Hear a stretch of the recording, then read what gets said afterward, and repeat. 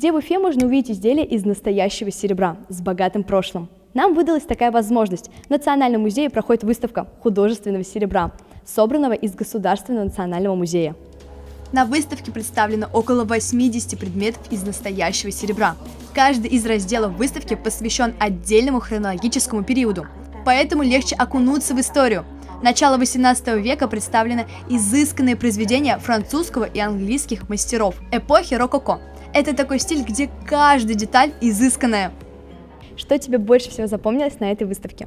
Мне довольно сильно понравились различные кубки, которые давали за награды на мероприятиях и состязаниях. Также мне понравилось столовое убранство, которые были в коллекциях известных людей 19-20 веков. И вообще сама по себе эта экспозиция довольно много дала мне. Также я узнала много об истории и о известных людях. Как ты думаешь, почему современные подростки должны посещать такие выставки?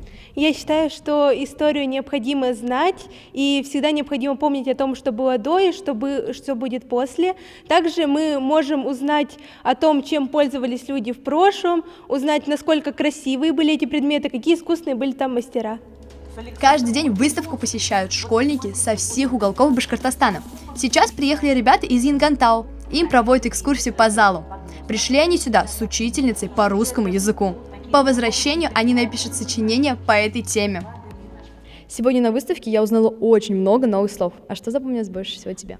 Мне запомнилось слово «плодобинаж». Это столовый прибор, который разбирается и состоит из 40 и более деталей.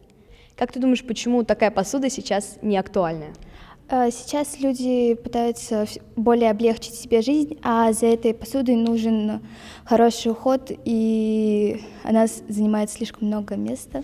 В начале 17 века стало очень популярно украшать интерьеры дворцов серебром. Наверняка каждый, когда смотрел исторический фильм, видел чашки, ложки, подносы и тарелки из необычного металла.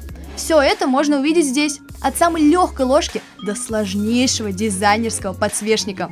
Делать такие красивые вещи может не каждый. Нужно обладать художественным мастерством и вкусом. Эти изделия можно смело назвать памятником западноевропейского творчества. Кира Сховская, Фахид Халимов специально для Горы новостей.